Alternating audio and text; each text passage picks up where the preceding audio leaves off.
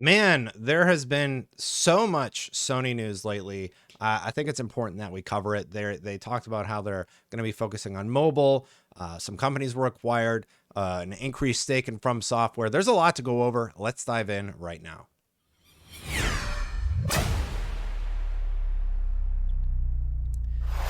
Thank you so much for watching, everybody. While I have your attention, hit that subscribe button, hit that bell to know when this content goes live. Thank you so much for watching.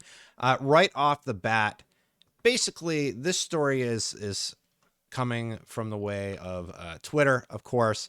And what happened was Sony has set up a dedicated PlayStation mobile gaming unit. Sony has dominated consoles for ages, but mobile is huge. More than 50% of the total games market. Sony has top games and IP to potentially make a splash.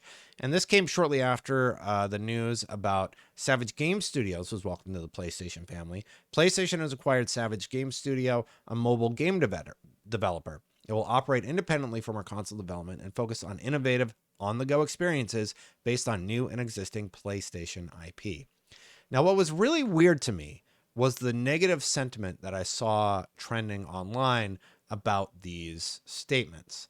So I don't think people realize, but the future is ecosystems. It's not going to be consoles. Consoles are fading. We've talked about that story a little bit. They're always going to be there. Sure, you can have your console, and if you prefer to game that way, I'm sure they will continue to exist. But it's going to be about offering experiences on multiple platforms, not just one anymore. Console exclusives, yes, we'll see less. Ecosystem exclusives, no, we'll see more. That's from Daniel Ahmad. I believe he works over at Ampere, right? He has it, yeah. Oh, he's at Nico. And that was when Phil Spencer, he was reacting to when Phil Spencer said, console exclusives are something we're just going to see less and less of in the future. And Phil's right. Phil's been very clear about how they're trying to make an ecosystem with Xbox Game Pass, with Xbox Live, allowing people to play on PC, mobile via the cloud, their televisions via the cloud, their console via the cloud, their lower tier console via the cloud, their older consoles via the cloud. It's about building an infrastructure for them. And Sony has been saying the same thing. I just feel like people have not been listening.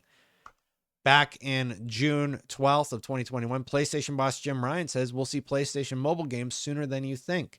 Jim Ryan has also talked about how they want to expand into PC so that more people can get their experiences, or more people can experience their amazing games that they have created. In May, Jim Ryan also said the following: 20% of all first-party releases will be mobile by 2025, says Sony. PlayStation CEO Jim Ryan also stated that 10% of first-party releases will be mobile within 2022. This is a huge emerging market that everybody is placing bets on. And I don't really understand why people would be hesitant to recognize that. Look, this is not the day when we get all crappy mobile games. You can literally play Xbox games on your phone with a controller. You can literally play your PlayStation games on your phone with a PlayStation controller. As that technology continues to evolve, it's going to just be part of the ecosystem.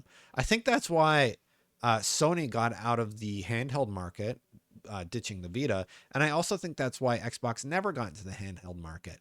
Their way of betting on that is via the cloud infrastructure and allowing people to play on the go using touch controls and have access to their games. And they're further expanding that ability to browsers. So pretty soon you can use a keyboard and mouse to play most of your Xbox games in your browser.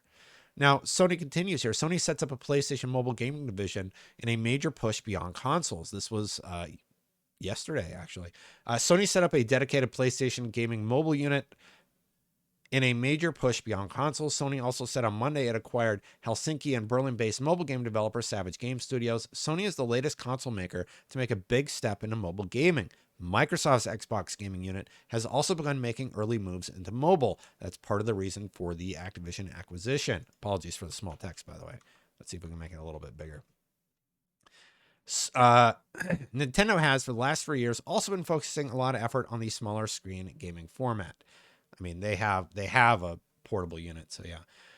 So Sony, they go on to talk about how they've had a tough quarter and that they are jumping into mobile. And this is something we've been seeing for years. PlayStation Studios must continue to expand and diversify our offering beyond console, bringing incredible new games to more people than ever before, said Herman Hulst, head of PlayStation Studios. Acquiring the talented team at Savage Game Studio is another strategic step towards that goal. Sony said that Savage Game Studio is working on a unannounced new AAA mobile live service action game. A AAA game is we all know what AAAs are. A live service game is one that you basically play forever, like Destiny. I don't think that's that strange. I actually think I feel like I'm the only one that is like, yeah, Sony's making the right moves there. That is the future where we are going. And I thought it was very strange that there was so much pushback and negative reaction to it.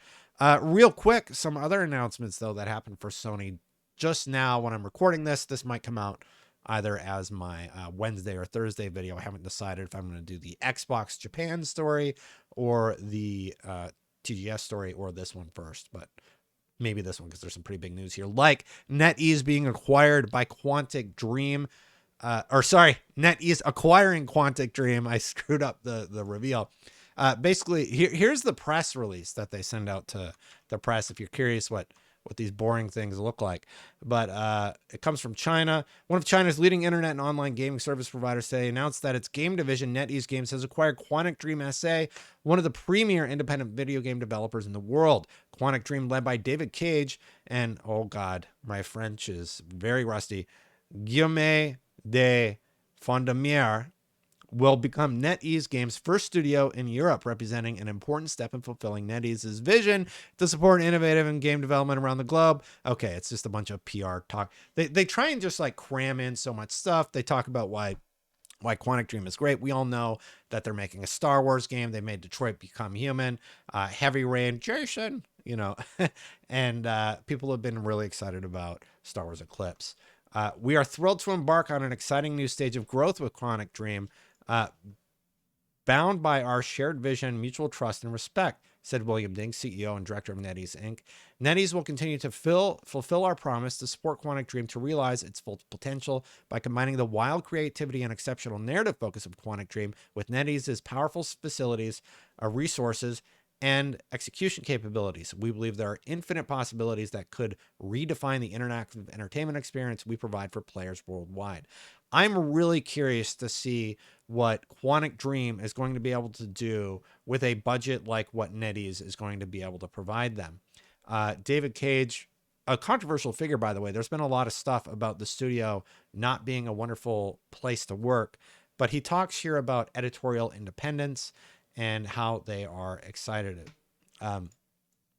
So he says, NetEase Games first invested in Quantic Dream 3 years ago. Over this period, we had the opportunity to work closely together and saw firsthand how like-minded and complementary we are. NetEase Games acquisition comes as a natural evolution in this process and creates a unique opportunity to boost Quantic Dream's growth by giving our production and publishing teams all the necessary means to excel. So that's great. It means they're going to have more support. They're going to have more resources. But there were also some details over at VentureBeat where they were able to actually ask questions and get a response about why they decided to sell. Here's what that article says. I asked why the founders decided to sell. Co-CEO David Cage sent an exclusive email to GamesBeat. We had acquisition discussions on several occasions during the past 25 years, but as none guaranteed our editorial independence, we decided to pass on these opportunities and continue as an independent studio. Our industry is undergoing a profound mutation through a wave of acquisitions of studios and publishers. For studios, this represents a paradigm shift as our central position in the industry and our contribution to the value chain are now more correctly valued. Consequently, in the recent past, we've received several offers meeting our expectations. So it sounds like they had other offers in the past. That's interesting. And they go on to quote from the press release. I think this is going to be a good partnership for them. I do hope the working conditions at Quantic Dream continue to improve based on what I've heard. But because there's so much to go over, I think we're just going to go over one more and I'll save the rest for another video because we're already at the 10-minute mark. Basically, check this out. Both Sony and Tencent have increased their shares in FromSoftware. Sony now owns 14.1% of FromSoftware and 10 Tencent owns 16.3. Katakawa still owns the majority of FromSoftware. And here's the clip out he has here. Through the implementation of the fund procurement, FromSoftware will aim to proactively invest in development of more powerful game IP for itself. Oh, it's doing that weird thing again, huh? Let's see if I can go to the actual site. Game IP for... Okay. Sorry about this. Through the implementation of the fund procurement, FromSoftware will aim to proactively invest in development of more powerful game IP for itself to strengthen FromSoftware's development capabilities, and will seek to establish a framework that allows the expansion of the scope of its own publishing in the significantly growing global market. In addition to these purposes, for an increase of the number of users in the global market for game IP that FromSoftware creates and develops, FromSoftware decided to conduct a third-party allotment to Sixjoy within the Tencent group, which has strengthened its capabilities to develop and deploy mobile games and other network technologies in the global market, including China, and SIE within the Sony group, which has strength in its capabilities to deploy IP in games, videos, and various other media in the global market concurrently and separately. That's super interesting. So I didn't realize that they were going to talk to the mobile department over at Tencent, but is the next Sony game going to be a mobile game? Like, I'm reading this in real time, and let's connect the dots. Sony's investing more in FromSoftware. They're making a lot of commitments to a mobile strategy over the next several years. I think sooner rather than later, we get a FromSoftware game on mobile, and that could be really, really interesting. I've actually been to FromSoftware. Back when I started at IGN, I was able to fly to Japan. Very, very blessed to be able to do that. I got to meet a lot of like the main people at the studio. I got to film.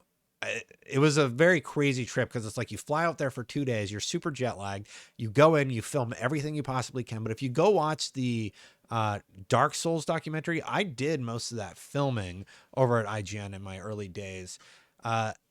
The company is filled with incredibly talented people who work really hard, who care about their craft. And I think it's awesome to see them getting just so much support so many years into the future. And I hope that continues. I've always adored FromSoftware, and I'm very happy about this story. I'll just real quick, seeing we've gone this long, why not? I'm probably going to dive into this more into another video, but Sony is rolling out a new model of the current PlayStation 5 system that is a bit lighter. So there's a digital version that's 3.4 kilograms lighter and a disc version that's 3.9 kilograms lighter. We don't know what's changed yet, but the reaction to this for a lot of people has been negativity because they have increased the price of the console in many territories, including the territories where this new version is going to launch. But it seems like they have reduced their manufacturing cost for the product. So we're going to dive more into that. I have an idea for a video over the next few days, but while I have you, thank you so much for watching. Hit that subscribe button, hit that bell to know when things go live. I do appreciate you hanging out watching it. If you want to become a member, memberships are turned on. I try and upload videos without ads for the members as often and quickly as I can. Usually first. So like this will go up ASAP and they'll be able to watch it ad free. So if you want to do that, hit that join button and hit that subscribe button because I forgot to turn it off. Thanks everybody. I'm going to get out of here. Bye for now.